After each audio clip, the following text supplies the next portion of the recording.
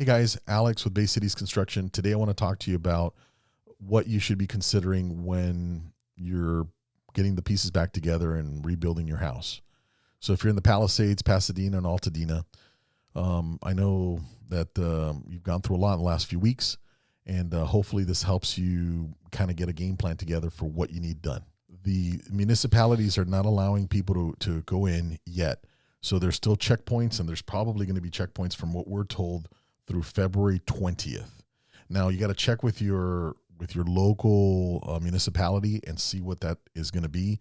But it's looking, at first they thought it was going to be this week or next week, but it's looking like the 20th from what we're told in the Palisades.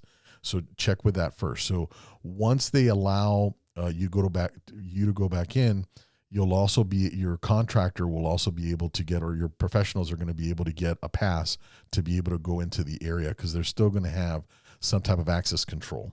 So first things first, you're going to have to do the cleanup.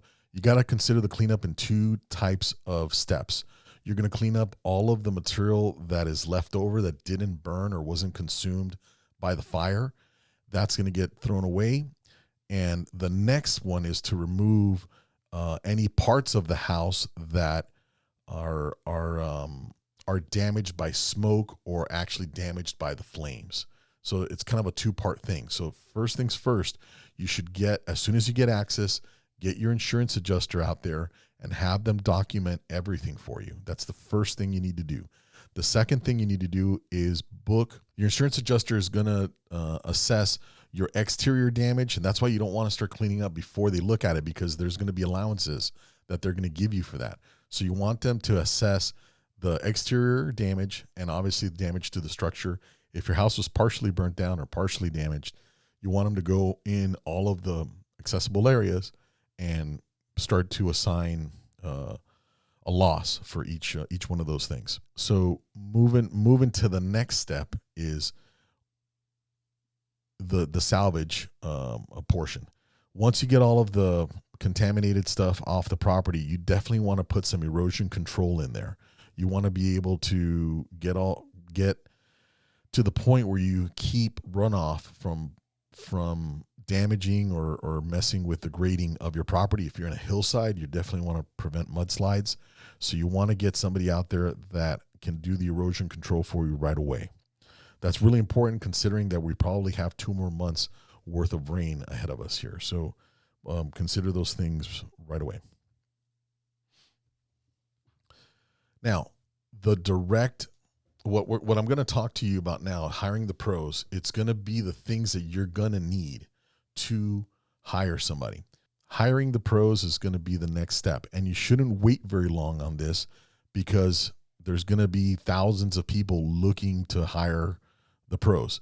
One of the first things that you need to hire is a lot surveyor. Especially if your house is completely burnt down, a lot surveyor has to find all of the corners and the property lines for your property. Okay. And those, of all the pros, those are the ones that are there's the least of them. There's not very many of them. There's a lot more structural engineers than there are lot surveyors. So you need a survey company to come out, flag your lot, put some pins on whatever concrete is there, some markers, so that when their architectural team comes in, they know where the property lines are, and they'll know how wide your lot is, and they'll be able to establish the setbacks and all those things. So after the lot surveyor is done, if you're on a hillside or if your house has got any substantial slope, you need to book a civil engineer to do the grading, to do your so like in this picture here, you can see that there's a change in elevation and heights, and somebody has to come out there and record all that. So you're going to need the survey of where the lot is, and then the grading engineer will be able to put elevations on stuff like that, so that you can properly design water flow off the lot, and you can fix a lot of problems like that maybe you had before you built, or before the house was built. So you can fix any problems with grading that you may have had in the old structure. And then obviously you're going to need a contractor. You need an interior designer. If your house is big enough, most people need help selecting stuff. but you're going to need a general contractor to build your deal. Unless you want to play contractor and try and do that, I definitely don't recommend that.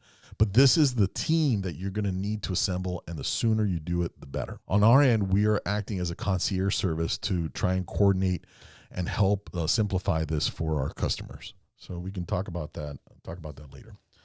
You may have had, your house may have had fire damage where the firefighters had to cut holes in the roof, or maybe the roof burnt and there's holes in there. We've got 2 or 3 more months worth of rain.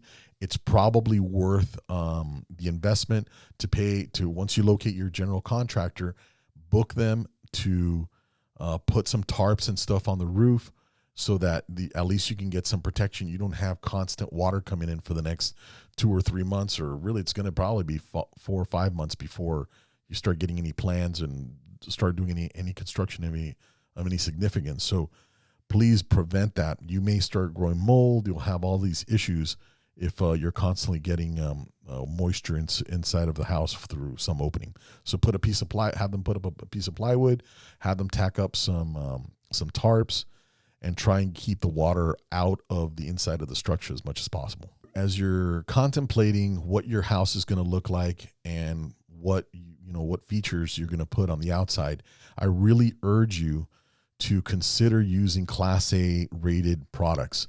So there's roofing material that's Class A rated, and what that means is that it won't ignite. It'll scorch, it'll be damaged by heat, but it won't catch on fire. So there's a lot of material for roofing that meets that requirement. You can also have your pros design your exterior walls to have a 2-hour fire rating on both sides. And I'm going to create a video with more in-depth information. But basically, you're creating your exterior wall, something that is a lot will have a much better performance for insulation and will have better fire protection. And then obviously for your windows, you can have windows that are tempered glass. And Pella makes a very nice window that will meet the fire rating requirements. And then there's one more thing you can do. You can actually put shutters, steel shutters, in front of those windows, so that in the event that you have to evacuate, you can shut the whole house down and have the peace of mind that you're not going to have some looters come into your house after the fact. Anyway, these are just some ideas for you to initially start thinking about this. Once the officials allow access, we will have our pass, and we'll be able to go out to the property and consult with you. But in the meantime, if you want to set up an appointment just to talk by Zoom and kind of get the ball rolling and understand what the process is going to be a little bit better, we can definitely do that by going over to Bay Cities Construction. You can also email Brian at Bay Cities Construction. He can book that Zoom call for you as well. We're very sorry again for your loss, and we hope to be of service to you. If there's anything that we can do, please reach out to us, and we'd love to help you. My name's Alex with Bay Cities Construction, reminding you, you don't need a contractor. You need a team of pros.